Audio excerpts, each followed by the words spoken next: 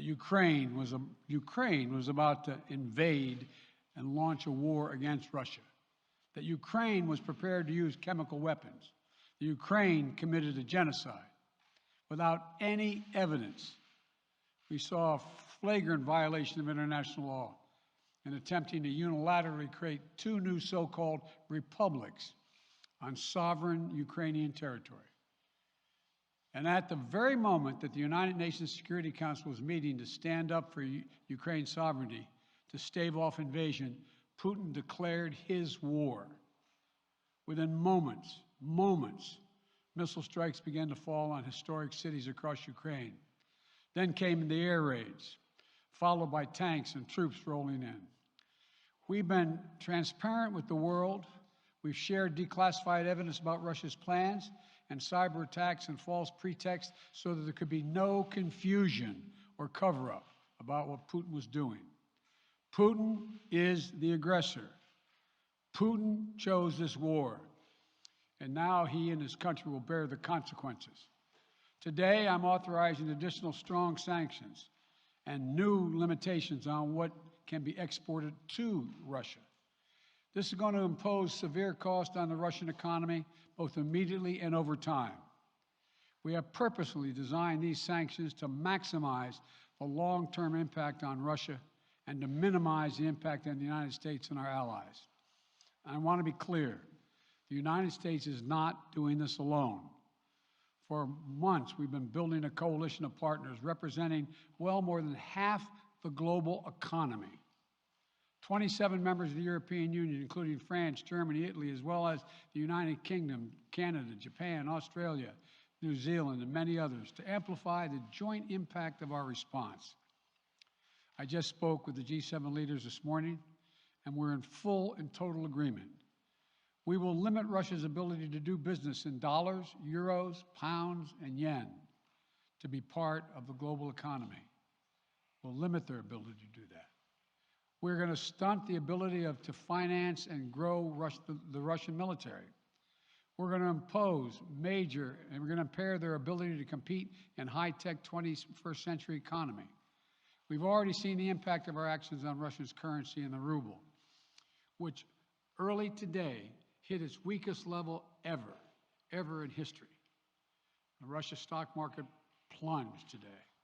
The Russian government borrowing rate spiked by over 15%. In today's actions, we've now sanctioned Russian banks that together hold around $1 trillion in assets. We've cut off Russia's largest bank, a bank that holds more than 1/3 of Russia's banking assets by itself, cut it off from the U.S. financial system. And today, we're also blocking 4 more major banks. That means every asset they have in America will be frozen. This includes VTB, the second largest bank in Russia, which has $250 billion in assets. As promised, we're also adding the names to the list of Russian elites and their family members that we're sanctioning as well. As I said on Tuesday, these are people who personally gain from the Kremlin's policies, and they should share in the pain. We will keep up this drumbeat of those designations against corrupt billionaires in the days ahead. On Tuesday, we stopped the Russian government from raising money from U.S. or European investors. Now we're going to apply the same restrictions to Russia's largest state-owned enterprises, companies with assets that exceed $1.4 trillion.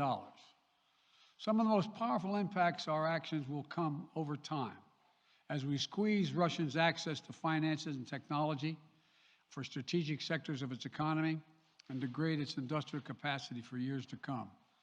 Between our actions and those of our allies and partners, we estimate that we'll cut off more than half of Russia's high-tech imports.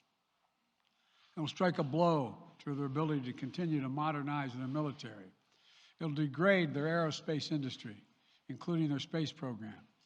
It'll hurt their ability to build ships, reducing their ability to compete economically. And it will be a major hit to Putin's long-term strategic ambitions. And we're preparing to do more. In addition to the economic penalties we're imposing, we're also taking steps to defend our NATO allies, particularly in the East. Tomorrow, NATO will convene a summit. We'll be there to bring together the leaders of 30 allied nations and close partners to affirm our solidarity and to map out the next steps we will take to further strengthen all aspects of our NATO alliance. Although we provided over $650 million in defensive assistance to Ukraine just this last year, let me say it again, our forces are not and will not be engaged in the conflict with Russia in Ukraine. Our forces are not going to Europe to fight in Ukraine, but to defend our NATO allies and reassure those allies in the East. As I made crystal clear, the United States will defend every inch of NATO territory with the full force of American power. And the good news is, NATO is more united and more determined than ever. There is no doubt that the United States and every NATO ally will meet our Article 5 commitments, which says that an attack on one is an attack on all. Over the past few weeks, I ordered thousands of additional forces to Germany and Poland as part of our commitment to NATO. On Tuesday, in response to Russia's aggressive action, including its troop presence in Belarus and the Black Sea, I've authorized the deployment of ground and air forces already stationed in Europe to NATO's eastern flank allies, Estonia, Latvia, Lithuania, Poland, and Romania. Our allies have also been stepping up, adding the other allies, the rest of NATO, adding their own forces and capabilities to ensure collective defense. And today, within hours of Russia's unleashing its assault, NATO came together and authorized and activated an activation of response plans.